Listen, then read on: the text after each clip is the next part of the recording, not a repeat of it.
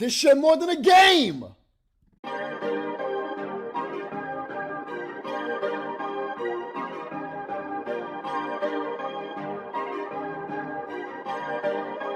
Perfect.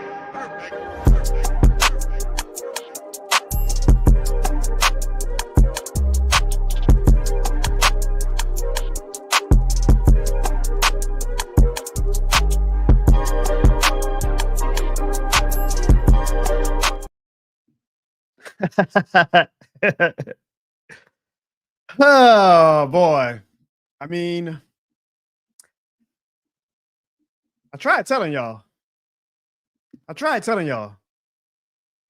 don't know how many times I got on this show and I said it.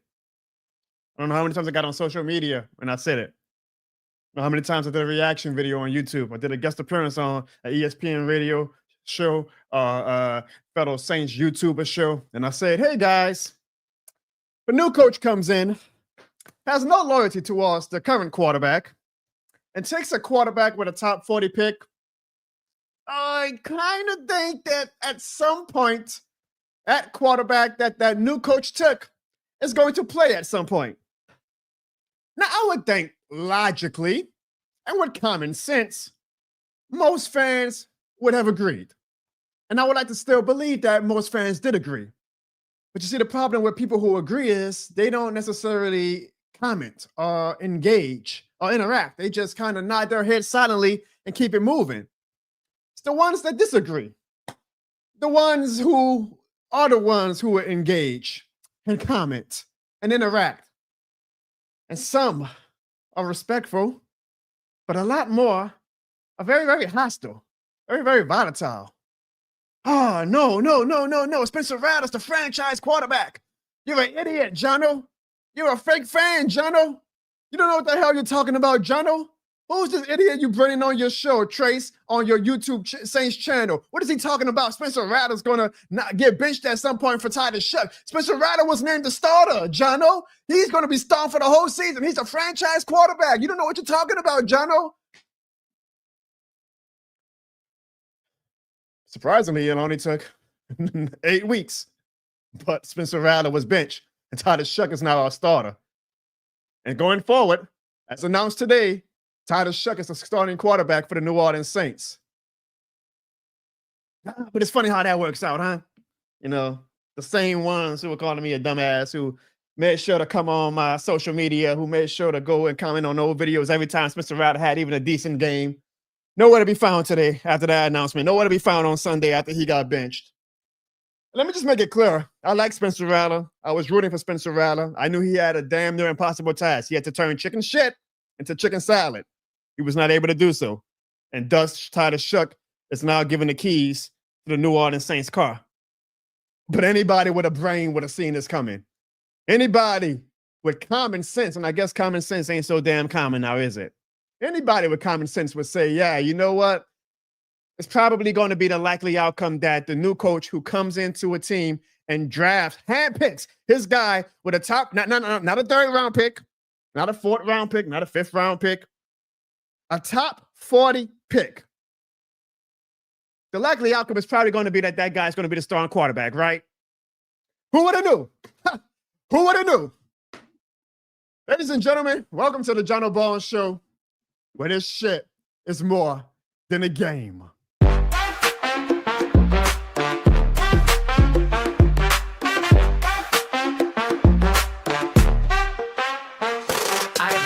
From the stands, I'm invested. Every loss served like a lesson, we tested. Front porch talk turn to Sunday confessions. From dome to the block, it's all one connection. From Eric to Drew, Alvin to Cam, talk down on my squad. Boy, I be damned. I rap for the ones that never got fame, still yelling loud. This shit more than a game. Cause y'all know why? This shit more than a game. It ain't no lie. This shit more than a game. You know that's right. This shit more than a game. And y'all know why? This shit more than a game. Now I got Lil Jono sitting on my knee, teaching them young what it mean to believe. This bigger than scores, it's what we became. He gon' know off top, this shit more than a game. Clarissa in the back giving me all types of stress, but deep down she know the husband the best. She knows he's crazy, she know he's mean, but she know the kid 100% New Orleans. And y'all know why, this shit more than a game. It ain't no lie, this shit more than a game. know that's right. This shit more than a game. And y'all know why. This shit more than a game. Yeah. When you see Jono scream, this shit more than a game. And when you see a Falcons fan, just call out for Jonathan. And yeah, this shit more than a game. New Orleans know this shit more than a game. Louisiana know this shit more than a game. Texas know this shit more than a game. Whole world know this shit more than a game.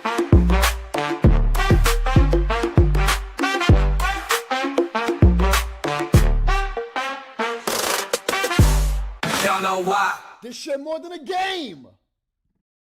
And y'all know how we got to start off each and every Jono Bone show. Please leave a this shit more than a game in the chat right now.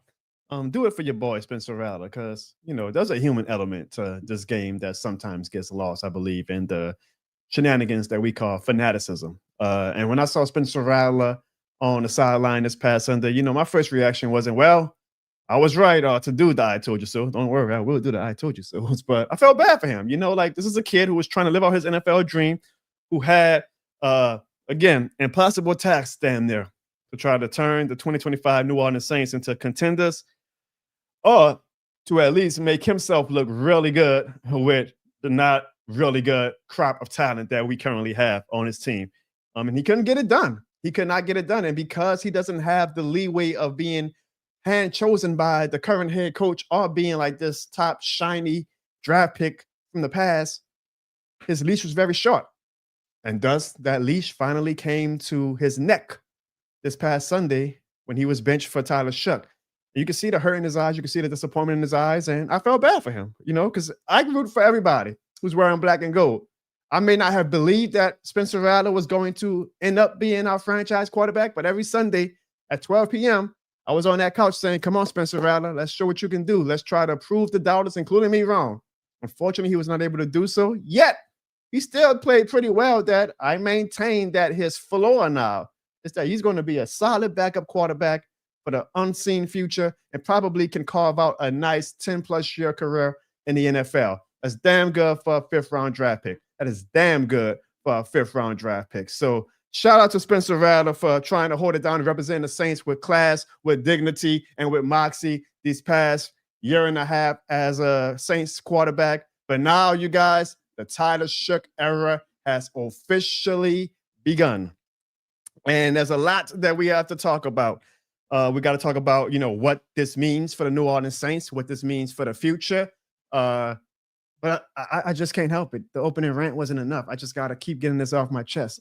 And it's not even maybe directed or even worthwhile to say this out loud to everybody who's watching right now, because most of the people on my show knew that Tyler Shough was going to be the player at quarterback at some point. Like most of my community, this shit more than the game community, was rational about it, but there was just so many, man. And I said this in my reaction video Sunday, like, you know, social media, including YouTube, is just a very, very small component of this big blue world that we live in, right? So, you know, if you go to the Superdome and you ask I would say 60,000, but we haven't had 60,000 Saints fans in the Superdome in a long time. So maybe the 40,000 Saints fans, hey, you know, who do y'all think is going to be the starting quarterback to end the season? I would say, honestly, I think most would probably have said Tyler Shough. Like, yeah, you know, Spencer Rattler, he's fine, but he's definitely not setting the world on fire. Kellen Moore's probably going to put Tyler Shough in at some point. But boy, the minority of fans who was just like borderline Spencer Rattler cult-like members, boy, were they loud. And boy, could they be loud at the most insane of things. You know, like I went on social media 2 weeks ago and I say right now, and the key words were right now. I say right now, Spencer Rattler's like in that Teddy Bridgewater tier, right? Where he's not going to elevate a team. He's not going to be a guy that you can count on to take an average group of players and make them become good players, even great players like a Drew Brees could. But he can absolutely take a good team in his current iteration and maintain that ship so that it doesn't go sideways or run into an iceberg or anything like that. You would think that I called this man Nathan Peterman. I mean, you would think that I said that this man was a bust. Calling him Teddy Bridgewater was sacrilegious to some Saints fans on social media. How dare you disrespect Spencer Rattler like that? Yeah, you're a Spencer Rattler hater. You don't believe in Spencer Rattler. This man is a superstar quarterback. How dare you call out Spencer Rattler like that? I was like, wait, hold on. Where did we lose the plot? Where calling Spencer Rattler in his second year Teddy Bridgewater like is an insult. And as of right now, I think Spencer Rattler would be very, very happy if his career turned out like Teddy Bridgewater. I mean, because look, y'all, we all saw it coming. Rattler was fine. And in those first few weeks, the team kind of let him down, you know, dropping potential touchdowns and whatnot. But you also saw the misses from Spencer Rattler, and you would see that he's not quite doing enough to really grab this starting position by the horns and says that this is never going to be let go by me. Tyler Shough, you might as well get comfortable on that bench because this is my job for the foreseeable future. Like everybody with a brain could see that, especially because we were losing, and it was not all Spencer Rattler's fault, but especially because we were losing. You just knew that his job was not safe. And then last week, after we lost to the New England Patriots, the Chicago Bears, when Kellen Moore said it's a week-to-week thing, that was the obvious spoiler that what was coming. He was giving the end of the book without actually just spoiling outright for y'all. When your head coach says it's a week-to-week thing for your starting quarterback, 99% of the time, that means the backup quarterback better start warming up his own because he's going to be inserted at some point. What I was wrong about was this. I thought they were going to either wait till after the Rams game or after the Carolina game and into the bye week to officially bench Spencer Rattler and name Tyler Shough the starter. I was genuinely shocked. When I saw that they benched him during the game. I didn't know Kellen Moore had that in him, to be honest. I really did not, because I thought that, I mean, I've seen a lot of Kellen Moore, and I mentioned, we did this on the show about 3 weeks ago. I said the things that I like so far about the rebuild, the things that I don't like. Sometimes I see, like, you know, some moxie, some grit, I guess, from Kellen Moore. But a lot more times you just kind of see that complacency, that dryness that isn't necessarily going to win you over fans when you're having a horrible season, one of the worst Saints seasons in a long, long time. Right now, that dryness does not mean he's a bad head coach. That slow burn that he does with how he, I guess, chooses who's going to play at certain positions does not mean he's a bad head coach. You know, not every head coach is going to be a Sean Payton, like, fun, charismatic dickhead, because that's what Sean Payton is. Let's be real, he's a dick. Not every head coach is going to be like that. Unfortunately for us, well, for me at least, I love head coaches like that. Right? I like my head coaches to have a little charisma, to have a little, you know, a head coach that opposing fan or national media can mock, can have creative fun with, like a Dan Campbell type, right? Like, you know, just a fun head coach that you can see being spoofed on NFL. Let's say it like that, right? You know, Kellen Moore is never probably going to be a coach that a comedy writer can have fun because he's just so damn dry. Now, when you win a lot of games, that dryness does not matter. So as long as he eventually wins games, then we would not care about his personality traits or how he operates. Tony Dungy was a very, very dry head coach, but he won a Super Bowl, so you can accept it. But when you are losing, when you're making questionable decisions, and when you're a dry head coach in New Orleans, a city that cheers for pettiness, a city that cheers for characters. But I was very surprised. That's why I was very surprised. I'm saying all that to say I was very surprised that Kellen Moore benched Spencer Rattler this past weekend. I was genuinely shocked. I did not think that he had it in him to bench Spencer Rattler during the game, like in the middle of a game against a good Bucs team too. You know, I thought at this point he's protecting the hell out of Tyler Shough. He's not going to try to throw him to the wolves, if you want to say. He's going to wait till, you know, he can give Tyler Shough like a full week of preparation to insert him. But he must have definitely seen enough, because I even tweeted during the game on Sunday. I say, does anybody notice that Kellen Moore looks a lot more aggravated than usual? And you could see that he was getting aggravated with Spencer Rattler. Now, I didn't think, even by tweeting that I was trying to insinuate that, oh, the benching is coming in this game. I thought it was coming soon. I say he's definitely looking like he's getting fed up with Spencer Rattler's lack of spark that he can cause offense. But for him to bench him during the actual game, that was a stunner to me. It kind of gives me faith from a Kellen Moore viewpoint that maybe he does have a little umption to him, and he's going to make the tough decisions and, you know, not just be so damn by the book, it feels like sometimes. So I was very surprised by that. And thus, though, because it was a mid-game benching, it got to have gone two ways. Tyler Shough comes in, lights the world on fire, storybook ending. Wow, what this guy is our next quarterback. We love him. We'll carry him out the Superdome. What a great ending that was, right? We've seen it sometimes where, the backup quarterback comes in, suddenly the team has that spark and they look like a whole different damn team. Well, that didn't happen Sunday. Tyler Shough looked just as average as Spencer Rattler, which might be a good thing because you could say, well, damn, Tyler Shough, that was his first actual NFL game playing. Well, second technically, he had some garbage time earlier this season, and he looked just the same as a second-year quarterback. That's a good thing for Tyler Shough. But either way, he looked pretty average to me. There were some throws that he missed that I would have got on Spencer Rattler for that I'm like, I know Tyler Shough is a rookie, so maybe I should have a little bit more grace with him, and I would try to exercise that. But you got Rashid Shaheed running down the sidelines with a good inch on his cornerback defender. You got to put that ball in the money, not throw it out of bounds. We got on Spencer Rattler for missing throws like that. Tyler Shough did the same thing. Some of the ball placements that Tyler Shough was doing was also not ideal. Now, first game, technically he's coming off the bench code. I'm not going to act like that was the be all end all and like, oh man, now this guy's garbage too. No, we got to see how it plays out. I was arguing before the season to start Tyler Shough in week 1. I said, Kellen Moore, you took this guy with a top 40 pick. He's clearly your guy, and clearly he is because that's the quarterback now. I say, start him now. Now, Kellen Moore had a different approach. He said, I want to give it a slow burn. They felt like Tyler Shough wasn't quite ready yet.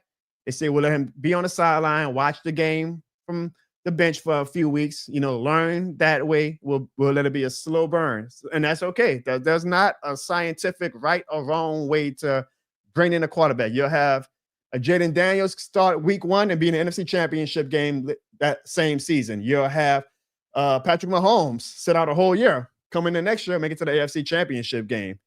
You'll have a Peyton Manning come in and struggle right away, become a Hall of Fame quarterback. You have a Ryan Leaf start day 1 and be a bust. There's no scientific right or wrong way to how you approach a quarterback situation. So I'm not mad at Kellen Moore for going for the slow burn approach when it comes to Tyler Shough, but I just personally would have started Tyler Shough from week 1. Because I don't want to say that makes these last 8-9 weeks, pointless.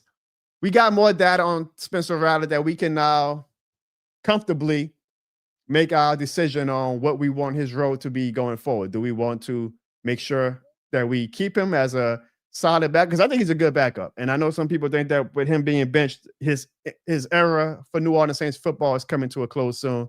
He's going to want to go to another team or whatnot. I don't know so much about that. I think he can, if he accepts it, he might be wild enough to think that he can still start at another city. But I think that he's still worth keeping because I think that he is going to be a good backup for the next 8, 9, 10 plus years. I really do. I think he could be at Teddy Bridgewater role. So if we can keep him for cheap, what is cheap, right? That's subjective. But I would keep him. I don't think that just because he's not going to be our starting quarterback going forward, that means that his Saints era has to end. I think he can stay as a backup quarterback. It'll be his choice. If the Saints say we want to keep you, he might be like, nah, I had my run here. I'd rather go somewhere else and be a backup somewhere else. Never mind being a starter. Maybe he said, I just want to be backup somewhere else. I want to try a fresh start. But if both sides are open to him staying long-term as our backup, I think he would be a good backup for us to have, for the foreseeable future. But he's not going to be our franchise quarterback. But we got to make that decision based off of the last 8 games. I still would argue, though. I still would. I would just say, you know what? I'm just a fan, but I knew going into week 1, he probably wasn't going to be our franchise quarterback. So I would have rather just have started Tyler Shough from week 1. Throw him to the wolves right away. We are a 1-win team. Ain't no team going to be easier than the other team, if you ask me. Like, well, they got the Panthers next week, so that's that's a more winnable game than against the Bucs. Well, with the Saints, we're a 1-win team. Every team at this point is a Goliath to what the New Orleans Saints are in 2025. But either way, we are starting Tyler Shough now about at the midway point, and that gives us, I believe we have 8 games left, or 9, to see what he can do. Now, here's another thing. All right, I'm going to get to some of the comments soon, y'all. I know I'm just rambling, but I have a lot to say about this. I don't think that these 9 games should be the be-all, end-all for Tyler Shough. Do y'all know what I'm saying? Do y'all feel what I'm saying? Like, we're probably going to have a top 3 pick in the NFL draft next year. Hell, as of right now, y'all, we have the number 1 overall pick in the draft. And I ain't mad at that. I am not mad at that. I'm not going to necessarily actively root for us to lose yet. I ain't gonna lie. If we only have like 2 wins going into December and, it's us against the Jets and the Tennessee Titans for that number 1 pick, I'll probably start not obvious, but like, look, Saints, I'm not mad if y'all lose. I'll say it that way. I'm not going to be mad if they lose at a certain point. But I would imagine our worst case is going to be, we're going to be picking in the top 3. And you would think that usually means, okay, they got to take a quarterback, right? Like, especially if we're picking top 3, that would mean that odds are Tyler Shough didn't set the world on fire. And I'm not expecting him to set the world on fire. Not with this team, not with Eric McCoy. I mean, I think Tyler Shough is about to really, feel the heat. That's why I don't necessarily use Spencer Rattler's record against him, because everybody's like, oh, he was only 1 whatever as a starting quarterback, and coming into the season, he had no wins. I mean, shit, Tyler Shough might not have any wins after this season. We're a bad team. And I damn sure don't expect Tyler Shough to elevate us. But there's a lot of data that we're going to have to get from just like, how does Tyler Shough respond to adversity? Is he making tight window throws that go, oh, we got something with him, et cetera, et cetera. But because of that, a lot of fans think that, these 9 games are going to be like his audition. And if he doesn't succeed in his audition, we'll be taking a quarterback in the draft next year. Mixed feelings on that, because one, I would be annoyed that we took Tyler Shough top 40 and then another quarterback this upcoming draft. I would be really annoyed. Y'all might get a rant out of me about that. And it's not necessarily me saying that this is the 100% wrong way of operating, but I do think that is a flawed process. I really do. Drew Brees went on ESPN about 2 weeks ago, and he said that ideally for a quarterback in the NFL, you want to have him have, I should have wrote this down because I don't want to misquote him. I think he said 40 or 50 high-level starts, including college. So he said you got to have at least 50 high-level starts to truly evaluate how's your quarterback going to be. And he was arguing how franchises are destroying quarterbacks before they even get a shot to be successful in the league, because the time is so limited for these quarterbacks to do something, because patience wears very thin with fans and with front office members if a quarterback doesn't come in right away and set the world on fire. And I kind of agree with that. I am by no means, because I feel like this gets lost in translation so many times, a Tyler Shough advocate. Y'all saw my reaction to when we drafted Tyler Shough on draft day. I didn't know who the hell Tyler Shough was until about 1 week before the draft, to be honest. When people started saying, oh, that's a guy to watch out for. And I was like, who the hell is Tyler Shough? I ain't heard nothing about this kid in college. So how in the hell is he suddenly being projected as a top 40 pick for the New Orleans Saints when he ain't do nothing in college that made anybody go, whoa, look at this kid? Don't think that I'm trying to like advocate for, we gotta for sure invest in Tyler Shough. But I do think a good process is, if you are going to draft a quarterback, you have 100% better damn well believe that quarterback is going to be somebody worth investing in. Not somebody will take a gamble, throw darts on the board until we finally hit on the quarterback. I'm not mad at that logic. A lot of analysts, a lot of fans argue for that logic. Like, hey, just keep drafting quarterbacks. Doesn't matter where you draft them at until you hit on one. I'm more of the opinion that if you are going to draft a quarterback, draft somebody that you truly goddamn believe in, not draft somebody because, we like a few of his traits. We'll see how he does when he comes to the city long term. No, because that top 40 pick, if we wind up drafting a quarterback next year, could have went to a better player. The draft is a crapshoot. I get all that, because people were arguing with that today on Twitter. Oh, well, it's a crapshoot. Technically, the last 40 picks, the last number 40 overall picks in the NFL draft, including Isaiah Foskey, sad ass, don't even hit. I get all that. But I would rather hit with somebody who I know can be a long-term investment than somebody that we're taking a gamble on. Quarterbacks are worth taking gambles on. I am just of the opinion that if you take a quarterback that high, you at damn sure better 100% fully believe that, hey, we are going to invest 2, maybe even 3 seasons into this guy because we fully believe in him. Not some, we kind of like him. We'll see what happens. So I'm not going to be like super angry if we take a quarterback next year with the top 3 pick that we're probably going to have. But I am going to be annoyed, because I'm going to be like, well, why the hell did we take Tyler Shough? And I would feel like the 2025 rebuild year was not a full waste of time, but definitely a delayed until our pathway to contention, because we still won't know who the hell the goddamn quarterback of the future is, because now we'll be trying to put our eggs in the basket for whoever Kellen Moore might possibly fall in love with for quarterback prospects in 2026.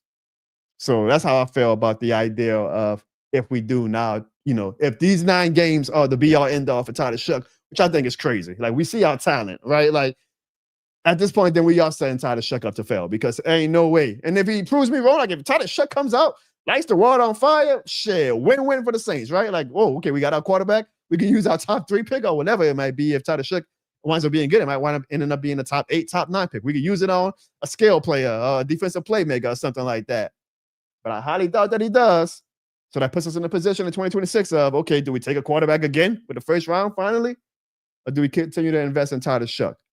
But to say out loud that these 9 games are going to be the determination of if we take a quarterback next year, it's just wild to me. Like, why the hell did you take Tyler Shough with a top 40 pick if the leash is going to be short for him too? Like, do you believe in him or not? I don't believe in him, but I didn't take him top 40. You did, Kellen Moore. You did, Mickey Loomis. So I feel like the process would absolutely freaking suck if this is truly going to be a 9-game audition for him, for Kellen Moore, to see if he wants to take a quarterback again next year in the first round of the 2026 NFL draft.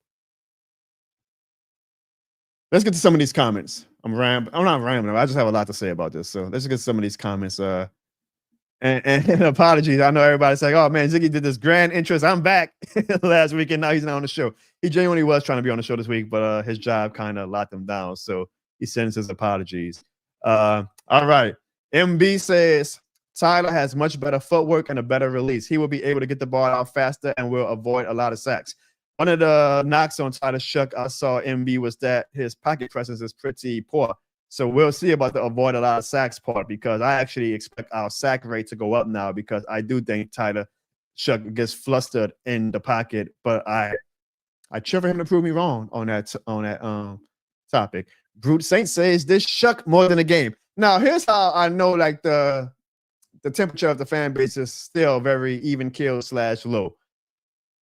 Usually, you know, the highly drafted quarterback is finally named starter. You know, the fan base is going wild, right?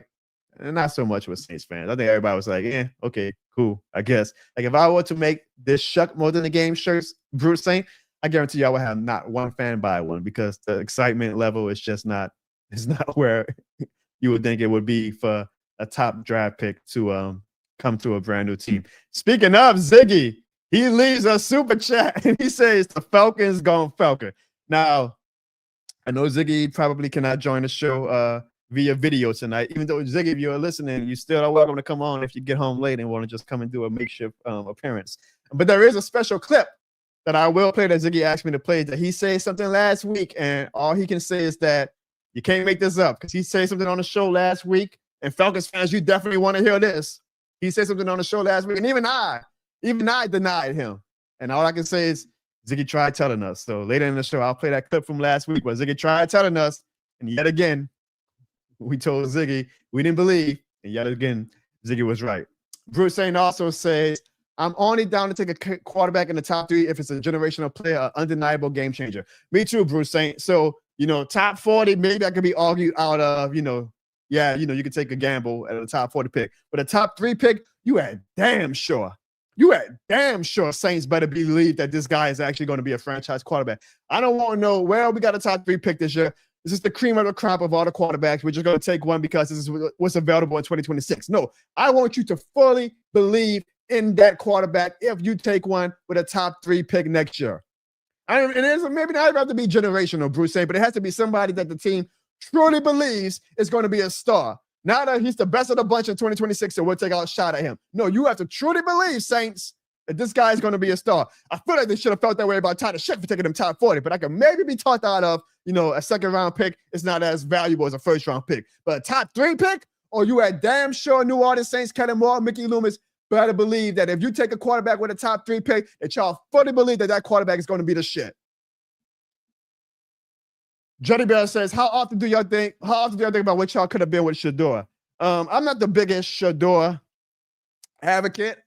I used him kind of as my symbol of my anger for why we took Tyler Shough with a top 40 pick, because I was like, at that point, I'm taking Shedeur over Tyler Shough. I've seen more potential out of Shedeur and kind of damn sure over Tyler Shough that I was like, well, just take Tyler Shough. But I don't want to get lost in translation if anybody thinks that means that I'm like this huge, Shedeur Sanders is going to be a superstar and anything like that. I don't lose sleep over not drafting Shedeur Sanders. I will lose sleep over drafting Tyler Shough, period, but I will not lose sleep over it being over Shedeur Sanders. Time will tell what happens with Shedeur Sanders, but I'm not losing sleep over that. But I would have taken Shedeur Sanders over Tyler Shough, absolutely. And maybe I'm wrong. We'll see. I'm hoping that Tyler Shough proves me wrong. Starting this Sunday, I will be on my couch. Actually, not even on my couch. I will be in Los Angeles. Maybe I'll be able to say I got to witness a Tyler Shough era in person. He made me look like a dumbass. All systems a go. But I will be cheering my ass off for Tyler Shough, even if I don't believe in my gut that he is going to be the next franchise quarterback. Who that for life says, this is Mickey Loomis we're talking about, dog. The same man that drafted him, Marcus Davenport, over Lamar Jackson. I'm going to give Sean Payton some fault for that, too. So Sean Payton was also calling the shots at that point. So I'm still pissed off. As much as I love Sean Payton and carry his water, even though he blocked me on Twitter, I still cannot believe that asshole left us with Marcus Davenport and Payne Turner when we could have had a Lamar Jackson, and now he's doing all his damn thing in Denver with Bo Nix and shit while we got to sit back and waddle as a one-win team. That pisses me off about Sean Payton. But he brought us a Super Bowl, so I can never be too mad at him. Sandra says, is Rattler hurt at all? Even with his poor back-to-back performances, I still thought he'd ride out the season as our starter. He is not hurt, Sandra. He just was not getting it done. And I don't also think that Shough is going to get it done, but the top 40 pick is obviously going to be the guy that the head coach goes with at some point over the 5th round draft pick that he had no loyalty to, that he did not take himself.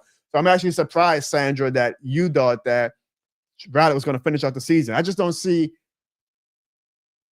to me at least, I don't see how anybody could have thought that Rattler was going to finish out the season. I don't. We took Tyler Shough with the top 40 pick. Like, what did y'all expect? Y'all had to have known at some point he was going to play. Now, Sandra, at least you're very respectful and you're one of my biggest supporters. And, you know, I got mad love for you. So I say that respectfully to you, but to the dumbasses on social media and on Twitter who, and on YouTube. And there's another one. I did my guest appearance on my guy, Trizzy Trace's YouTube channel. And I want to go back on his YouTube channel now. We did a season preview, right? And I was like, hey, y'all know at some point, even if Rattler is named the starter, that Shough is going to play, right? In his comment section of like these rabid Saints fans, and hey, I love it. Fan how you want a fan. Be a fan. We all know what being a fan entails. But they were getting had a little too much dip on their chip. You know, who the hell is this Jono Bones guy? What a dumbass. We're talking about Tyler Shough is going to be our starting quarterback at some point.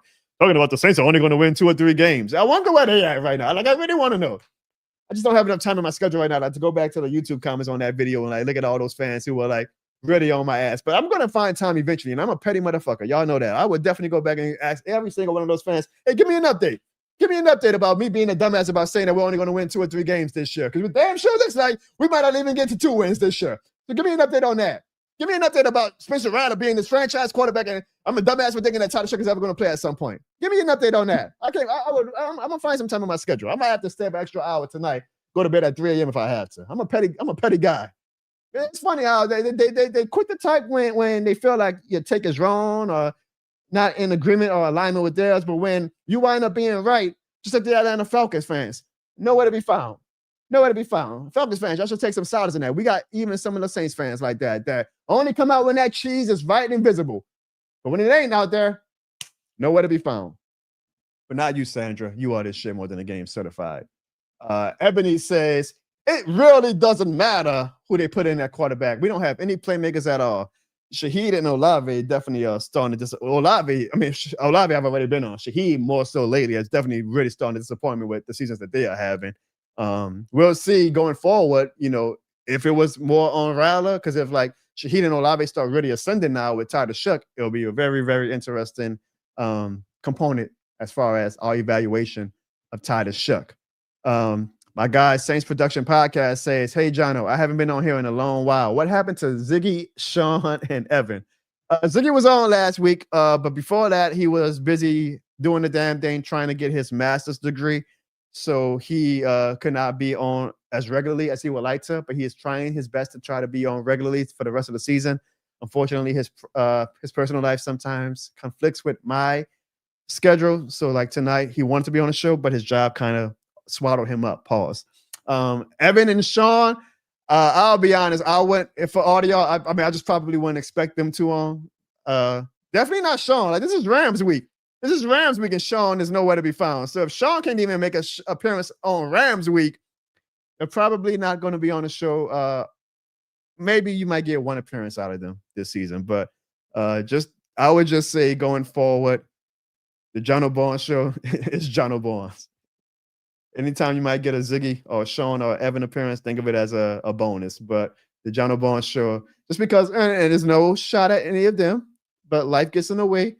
nobody's getting paid for this podcast, so I can't, expect them to dedicate a Tuesday night of their lives every single week for football season to come on the show. Now I'm sure if the show ever really blew up, like we were getting 1,000 viewers, and maybe I could actually throw them a little change on the side, they could make it a priority, because I would tell them make it a priority, like we doing numbers. But I can't tell them to make it a priority when we got, which I'm not mad at, but we got like 28 people watching. Like people ain't gonna be motivated to take a Tuesday night out of their schedule every week to do the show when the numbers ain't really popping like that. If only I was popping on YouTube the way I'm popping on Twitter and now on Instagram. But hey, we rise and we build.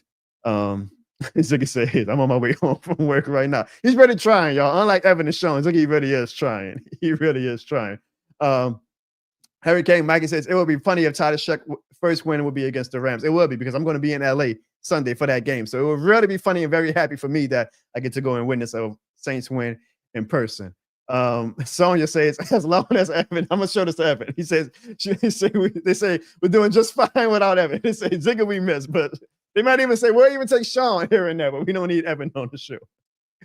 All right, yeah. So there's hold on, I'm gonna get to that because it's funny. Johnny Bell says Ziggy don't want to work all day. Come on to talk about 1-17. Give him the season off, John.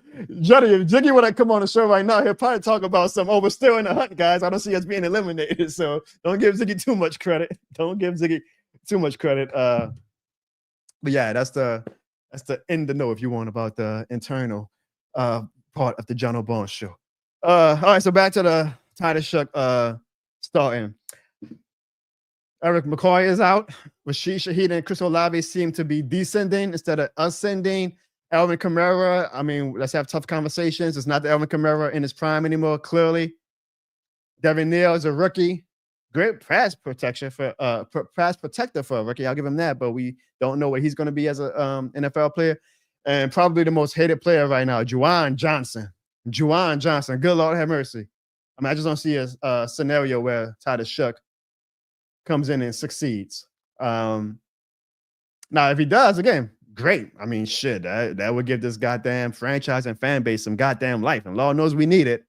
But we're kind of throwing him to the wolves. But I'm not looking for like win-loss record. Like, whoa, did he lead us in? I want to see like, okay, how does he respond? Like when he gets hitting them out, does he get back up and says, give me some more?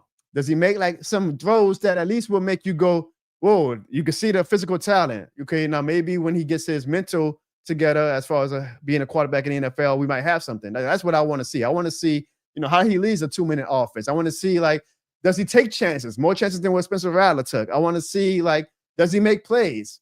Show me enough that I can go into 2026 saying, we don't need to draft a quarterback. We've seen enough in Tyler Shough that we don't have to reach. I don't want to say reach for a quarterback because I just haven't seen any quarterback in college this year that makes me go, whoa. And it's kind of shitty because Lord knows the quarterback class in 2026 for the college quarterbacks had a lot of hype going into this offseason, right? And I haven't seen any college quarterback. I've seen a few that like flash, but no college quarterback like that had that Jaden Daniels or Joe Burrow, if you want to go local, leap where you were like, yo, that guy, clear star quarterback. We got us one if we get a top draft pick. I haven't seen any quarterback in the draft in the college football so far that makes me go, that guy needs to be the guy. There's like one or two that I got my eye on that I'm seeing a few little traits, but so far for me to go, I don't give a damn what Tyler Shough does. This is the guy that we got to draft next year. No.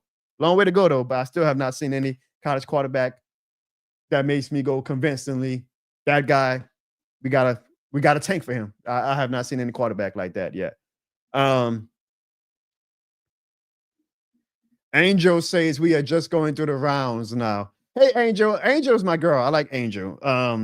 But also Angel was one of the people who was introduced to me from my guy Trizzy Tracer's show. So Angel is actually one of the people who can probably vouch. Actually, I think Angel was one of the people who was kind of going hard at me on my guest appearance on Trizzy Tracer's show too. Because I was on the show saying, hey, man, the Saints, we'll be happy to win 4 games this year. And Angel, forgive me if I'm misquoting you, Angel, but I'm pretty sure you were one of the ones that was like, 4 wins? What the hell are you talking about? Who that till I die? We ain't going to have 4 wins. Angel, 4 wins was probably me being too damn kind to them at this point, after you've been watching the season so far. But at least Angel, you see Angel say, yeah, and that's what I respect, bro. That's what I respect. Like, I respect the fans who can come and say, hey, you know what? I was wrong on that. Because Lord knows I'm never always right. Now, I'm gonna beat my chest when I am right, but I'm never always right. But one thing about me is I'm never gonna be afraid to come on here and say, "Oh, I was wrong." Never be afraid to go on social media and say, "I was wrong about that." That's why I respect Angel. That's why Angel, unsurprisingly, has followed me from Trizzy's show where I did a guest appearance to my show, because that's a real ass fan. That's a real ass fan. Shout out to you, Angel. Angel's like she's saying she's for 11 to 12 wins, and that's not. And that's well, one that was freaking insane for you to think that, Angel. But that's you being a fan. That's you being a fan. I just wish other fans could say, you know what? I was being a fan. I was dumb. I was being a fan. I was hypocritical. But I embraced that as a fan myself. I'm like, you know what? It's not politics. It's not life or death. Okay, I got a football take wrong. Sue me. But boy, fans, not Angel, but a lot of fans just hate to get on and say, I was wrong about that. No, instead, they'll go into personal insults. Like, you're still a dumbass, or like find something else to try to, like, just say you were wrong, guys. Just say I was wrong. You were right, Jono. You got me on that one. Guess what? You'll probably get me back at some point. Damn. Just admit that you were wrong. Be like Angel. Saints fans, be like Angel. Angel, I text my guy Trizzy after Sunday. I said, I'm coming back on his show at some point in the next few weeks, because I'm going to get my lick back on some of those people who was in the comments. I'm going to get my lick back, Angel. I'm a petty motherfucker. I'm going to get my lick back. Shout out to you, Angel. Bruce saying he said 7 wins. Holy God, that was generous. Mikey says he said 10 wins. What were y'all looking at? I'm like, honestly, not you, Bruce Saint. What were y'all looking at? Because I was like Bruce Saint too. I was like, best case scenario, like if things really go well, 7 wins is probably our max. But like, I just don't know how any fan could have looked at this roster and say, yo, we got some wins coming. And you know what? That's the thing about me, Brian. I tweeted this yesterday for the Pelicans, ironically, but it's true for the Saints too. I may not always tell y'all what y'all want to hear, but I'll damn sure tell y'all what y'all need to hear. I'm going to say that again. I may not always tell y'all what y'all want to hear, but I damn sure will tell y'all what y'all need to hear. I am never, I've said this many times on my show, I am never going to come on here and try to sugarcoat something, put lipstick on a pig, or lie about how I truly feel because I want to protect feelings, because I want to protect myself from any blowback from fans or anything like that. No, I'm going to get on here and say how the hell I feel, no matter who the hell it pisses off. Because it is so much easier. My dad always said this. He said, it's easier to live your truth than to live in a lie. He said, you can go to sleep with both eyes closed if you live your truth. But if you're always lying, you got to sleep with one eye open. But if you live your truth, you can sleep with both eyes closed. That's what my dad always said. Marinate on that for a little bit. I am never going to hide how I truly feel about anything. I'm not going to say, oh, I think this player is really not going to be that good, but, I want him on my show one day, or I don't want his family members, because I know some of them are watching me on Twitter or social media, to get mad at me or whatever. No, I'm going to say how I feel. Now, sometimes I'm going to be wrong, and I'll come back on the show and say, shit, I was wrong. I've said it before. If Tyler Shough balls out, I'm going to come on this show and say, Tyler Shough, I was a dumbass. You proved me wrong. But I'm never going to be afraid to say how I feel in my gut. I am just never going to be afraid to say how I feel in my gut. So much so that let's take the New Orleans Pelicans, for example. The 0-3 New Orleans Pelicans. The Pelicans are like the same damn team from last year, currently this year. And it's very unpopular to go in August or September when fanaticism is a sky high and say, but Jono, you got to believe it. And this is the 7th year with Zion. He's going to show you wrong. Why are you being so negative? Because I'm going to always go with my gut. I'm not going to lie to make fans feel happy. I'm not going to lie to say, oh, man, but I know people in the Pelicans organization is watching my stuff because I have a history with them. No, I'm going to say how I feel. I said before the season. The definition of insanity is doing the same thing over and expecting different results. Zion's is actually pretty good so far, but lo and behold, he hurt his foot randomly over the weekend and missed a game, the 3rd game into the season, and Zion's already on the injury report. The definition of insanity is thinking that you're going to do something different after doing it over and over. No. And the Pelicans are 0-3. And I came on the show earlier this season. I said the Pelicans, their best case scenario is a play-in. At this point, I should probably be praying that we make the play-in, because they don't look that good right now. But Jono, you're a negative Nancy. John, how can you not believe in Zion Williamson? This is year 7. He's definitely going to get it together on year 7. Oh, another one. Tyler Shough, who was paying Brian Kelly like $30 million to not coach now. And I'll be a little soft on this one, because even when we hired Brian Kelly, I wasn't like right away not sold on him. Shout out to my dad, because right away from day one, my dad was like, oh, I don't think this Brian Kelly guy is it. I had to see a few games before I say, you're right, Dad. Brian Kelly really ain't shit. But even when I first called out that Brian Kelly was not shit, the LSU diehards, Brian Kelly, can you at least give him some patience, Jono? Can you see what he can do first when we get a good draft class and all that? Yeah, you're an idiot if thinking that Brian Kelly, writing him off after one season, et cetera, et cetera. But who got fired on Sunday? And who's not going to make the playoffs this year? It's funny because I was right about that too. I may not tell you what you want to hear, but I will tell you what you need to hear. I understand, and I'm very appreciative that I got a huge platform now, so I know that I'm going to get fans from all type of directions. Now, I know that means if I have a take that is not aligned with a lot of fans or is not positive, a lot of fans are going to come after me, and I don't give a shit because I'm going to always say how I feel. I'm not going to say any type of take or try to sugarcoat anything or lie and say, you know what, the Saints actually might be a good team in 2025. No. Get mad at me in August and July for saying that. But guess what? I'm going to go with my gut. And it looks like my gut was unfortunately right about that. Because I want to be wrong. I don't get any joy out of I get a little enjoyment. I don't get that much joy out of coming on here and saying I told you so. I don't get that much enjoyment like Ziggy does of coming on and saying I tried telling y'all. I want to be wrong when I'm negative about a Saints or Pelicans or LSU take.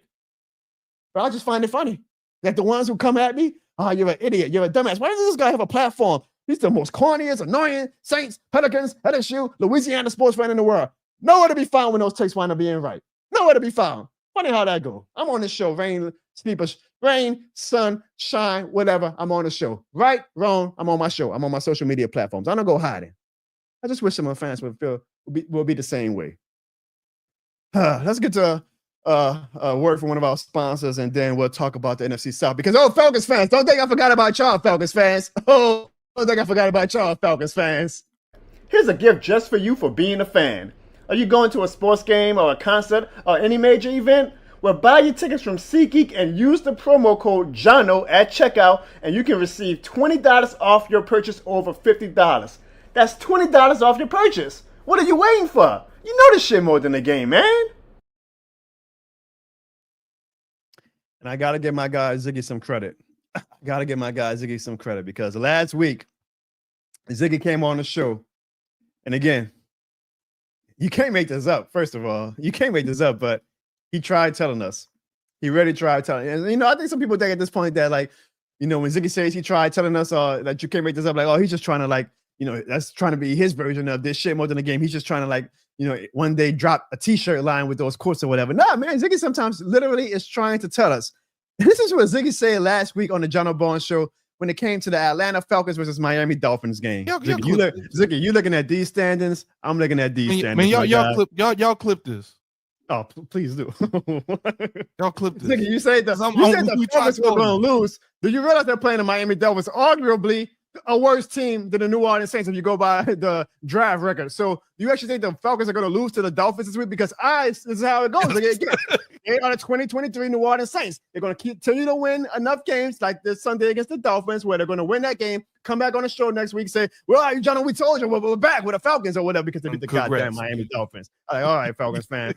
The Falcons are going to win this week because it's going according to script the way it should be. You actually think that the Dolphins are going to win, Ziggy? It's the Falcons, Jono. I think they got a shot, dog. Oh, boy. All right, Ziggy. Well, I think they got a shot, bro. Well, the Falcons don't have a 4 by that win-loss column. Well, they do, but they don't have it in the W column. The Falcons got that ass whooped by the Miami Dolphins. And shout out to Ziggy. Hey, even me, he tried telling me. He tried telling all of y'all. And he damn sure tried telling y'all Falcons fans because y'all got y'all asses whooped by the Miami Dolphins, by the way, y'all currently 2-6. So good job, Falcons. I gave y'all too much credit. I was calling y'all the 2023 New Orleans Saints. Shit, y'all might be the 2001 New Orleans Saints or the 1999 New Orleans Saints. Y'all ain't that good. Y'all not that good. But Jono, Drake London wasn't playing. And Michael Penix went out during the week. So, how can you expect us to beat the high and mighty Miami Dolphins with our $60 million quarterback and Kirk Cousins? I mean, Michael Penix and Drake London played against the Carolina Panthers, and they put up 30 on y'all head. So they can't be that impactful. Have y'all realized it yet, Falcons fans? Have y'all realized it yet? You see, again, this is what Jetty's going to do. Jetty says we're 3-4, not ideal, but we're still in it. Y'all make sure y'all tune into Mikey's show when we sweep y'all. Make sure y'all form is good, Mikey. High arms and high knees. You see, this is what Jetty keeps doing, though. Jetty always kind of tries to divert the conversation back to how the New Orleans Saints are. 2 things about that, Jetty, is again, one, I said this the past 2 weeks on my show. Yes, Ziggy. Ziggy, you can't make this up. You really can't. I said most of us, because I mean, I see people in the chat saying that they put the goddamn 10 wins or whatever. That's crazy. But most of us knew we were an ugly girl going to the school dance and probably were not going to have that many people asking us out. Y'all are that ugly girl going to the school dance, surprised that not that many people are asking y'all out. Y'all are delusional as hell. We went into this season knowing that we were going to be bad. Y'all didn't. Y'all still don't. Y'all still like, oh, with 3-4, we might gotta. Let me give you a spoiler alert. Let me try telling y'all, Falcons fans, y'all not. That game Sunday showed me everything I need to know about the 2025 Atlanta Falcons. Same as Falcons. Matter of fact, everybody in the comment, please leave a Falcons Gon Falcon in the chat. Leave a Falcons Gon Falcon because the goddamn Atlanta Falcons falconed yet again. Leave a Falcons Gon Falcon in the chat. Goddamn.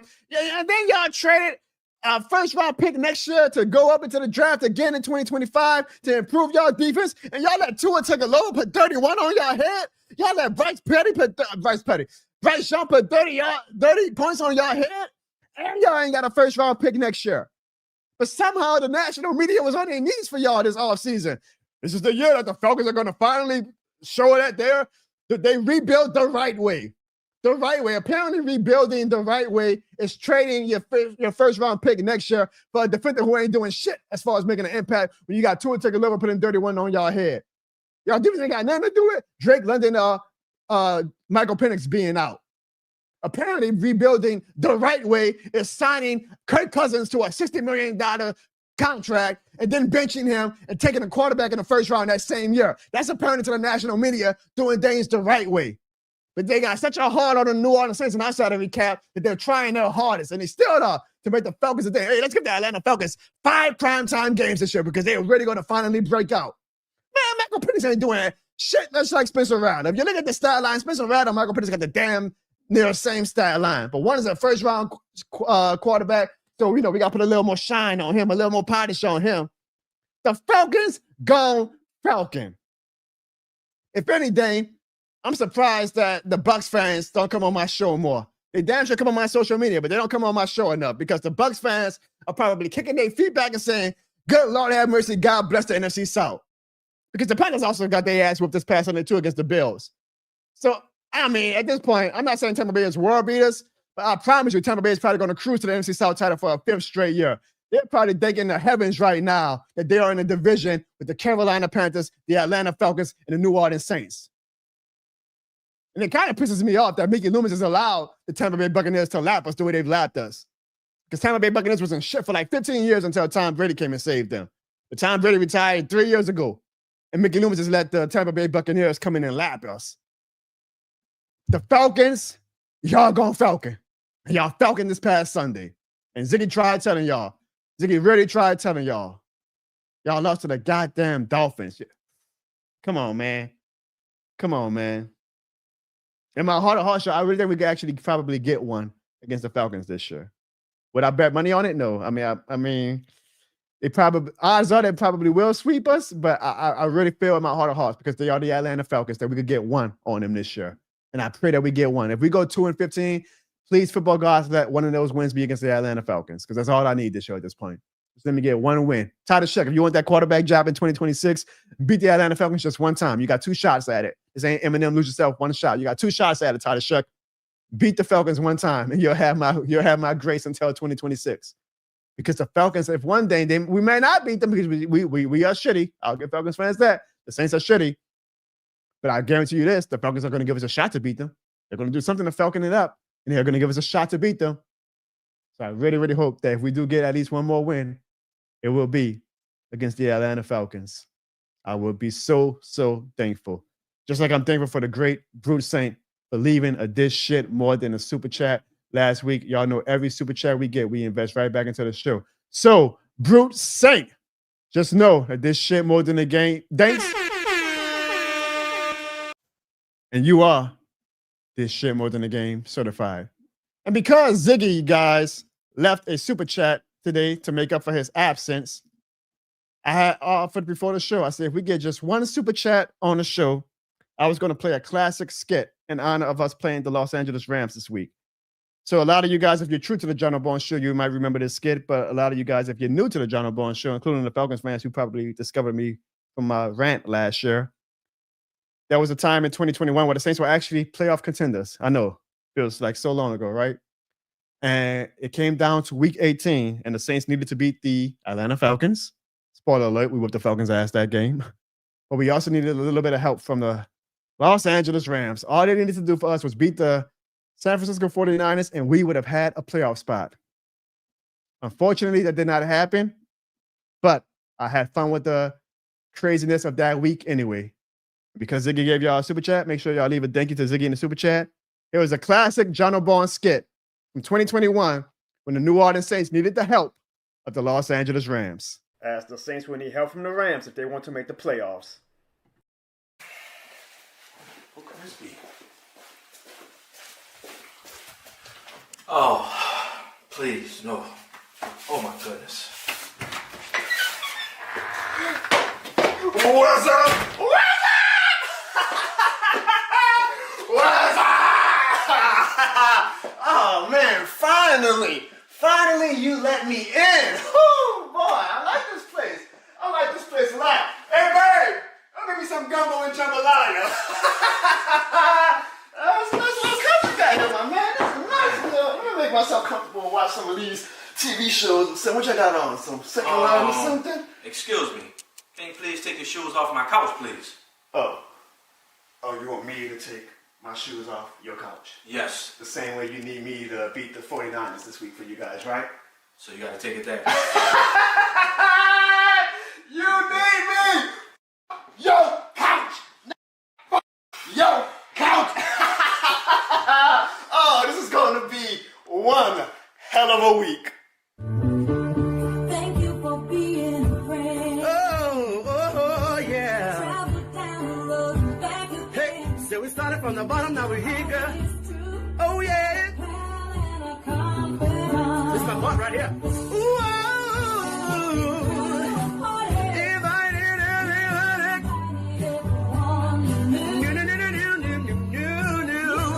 the biggest gift, the biggest. Thank you for being my friend. Oh. Just when Week is filmed in front of a live studio audience. Hey, Saints fan! Where the damn king cake at? Have some fun with this tonight. Where's that damn king cake they always talking about? The hell is this? I guess. Sorry, man! The king cake! No! Wow, you did a great job. Oh man, yeah, it looks nice, but it can look just a little bit better.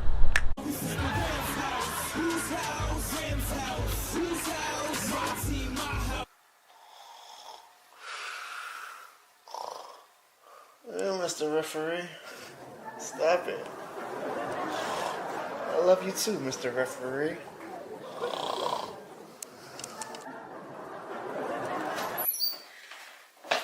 What in the hell? Oh, don't be scared of this Los Angeles magic now, you black and gold sexy thing, you. Your Saints fans say he would do anything for us to beat the 49ers this Sunday. Babe! That's my favorite saying. You shoot your eye out, kid. Oh, boy. Man, this is the weirdest thing. I'm not getting no signal in your house. I'm getting no call. I am getting absolutely no call. Have you ever not gotten a call before? You ever got no call? Really? I'm not getting no calls. Really?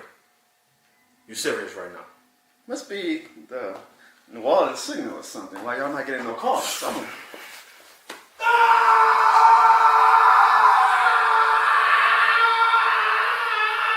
Was it something I said?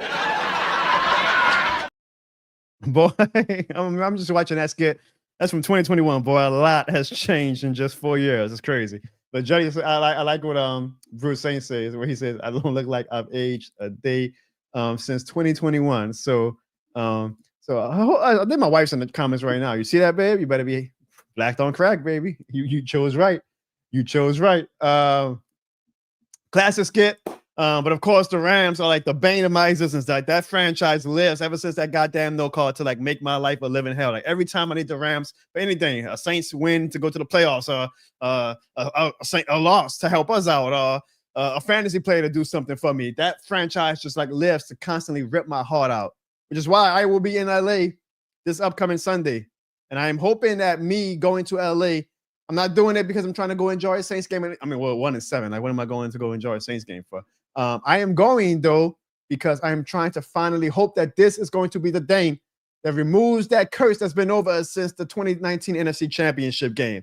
I feel like if I go to the Dragon's Den and it's Los Angeles, I can hopefully put that this shit more than a game spirit out there and wash the New Orleans Saints of all the evil the goddamn Los Angeles Rams have put upon us since 2019.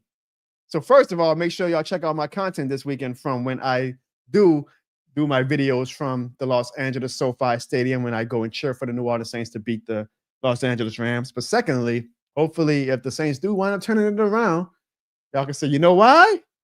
Because this shit more than the game. All right. Man, it was just so hilarious that as hilarious as that skill was, that Ziggy really tried telling us. Like that boy Ziggy, he really tried telling us last week, and that was just funny. That oh shit, he's here. Wait, what up, Ziggy? You see that, man? Ziggy, everybody in the chat like saying that Ziggy, he flaking. The Saints got their ass whooped, and now he ain't showing up. But I told them, I say, believe in Ziggy. Honestly, you know what what I'm basically saying is that every time people deny you, you can't make it up, huh? You can't make it up, bro. I told him, I was like, it's the Falcons, bro. I told him last week. How many times are you gonna try telling them, Ziggy? Eventually they'll understand, they'll get it, bro. Because Ziggy, Falcons Gon Falcon, I think it's the motto of this year. I think everybody thinks like you just trying to like sell t-shirts or something. Like you genuinely be trying to tell people, right? Including me.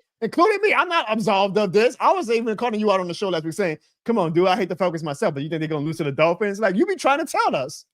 And I was like, I think they got a shot, bro. I felt it. Well, perfect time for you to come on because your word is almost like gospel to me at this point now. So while we have you on, let's make our picks for next week for the NFC South, because it's another interesting week in the NFC South where you see what, first of all, you see the standings, right? Yeah, we just 5 games behind first place in the South. So I mean, so we still in the hunt, right? Yeah, let me know if you saw ESPN or Fox Sports or anybody say that we're eliminated from playoff contention. Well, Common Sense said that we got Common Sense. That the Common Sense Network said that we are eliminated from playoff contention. The only thing we are in the hunt for, Ziggy, is his first overall pick, which I feel very good about after what I saw this past weekend, that we actually have a realistic shot of getting that number 1 overall pick. I mean, come on, Ziggy. Even Sandra, who can be Mrs. Optimist herself, is saying, stop the madness, bro. Everybody's laughing at you, Ziggy. Like, come on now. Come on. Hey, bro, they was laughing at me last week, too, and the Falcons, they were. And you tried telling us with that. So, hey, you know what? I'm not going to even, I'm going to stop giving you a hard time. The Panthers, though, Ziggy, after they got their ass whipped by the Buffalo Bills, are now going to play the Green Bay Packers. I'm starting to think that this is where the Panthers kind of come back down to reality, starting last week against the Bills and now against the Packers, where we're going to say, okay, you know what? They flirted with being good, but they're still the same as Panthers. I got the Packers in that game. Who you got, Ziggy?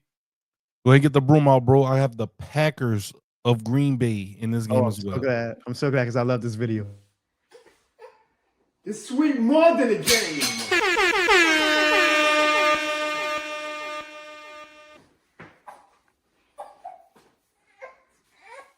And this is a fun game, Ziggy.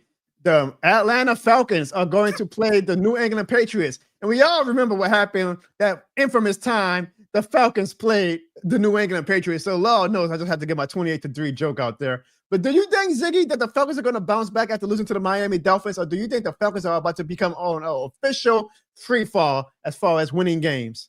Oh, they're cooked, bro. Like, pack it up.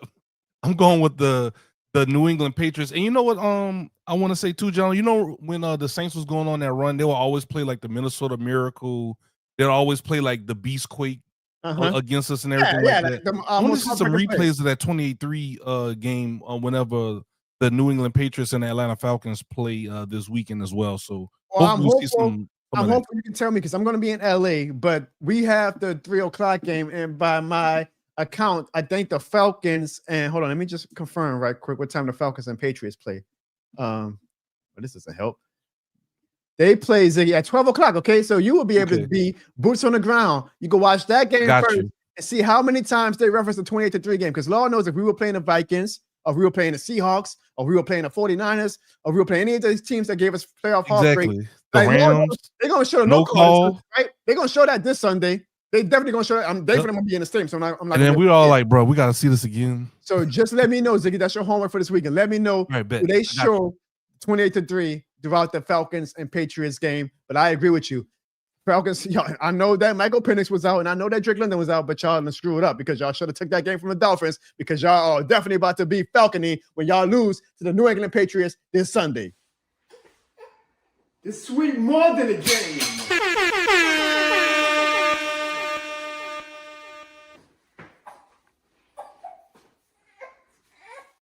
Now, Ziggy, I actually really hopefully have your optimism with this, and I'm gonna need it because I'm going to LA, and bro, I know, I got a little crazy. Look, bro, Tyler Shough came in the game, and I don't know, Ziggy, sometimes I get a little emotional, right? Actually, look, this is what happened. This is why I'm going to LA. Can't do it anymore, man. I can't do it anymore. No, I'm not crying, man. Little Jono got Drew in my eye, and I can't do this anymore, dog. Dog, I'm tired of it. This is crazy. Can't nobody in New Orleans win a game. Can't nobody in Louisiana win a game. Nobody. Bruh, the Saints can't win a game. The Pelicans can't win a game. And the Shough damn sure can't win a game. The New Orleans Brass, they've been defunct for like 12 years now. They lost this weekend. Tulane picked a bad damn weekend to have a bye week. I know that. Can't nobody in Louisiana win a game, bruh. That loser shit is rubbing off on us now.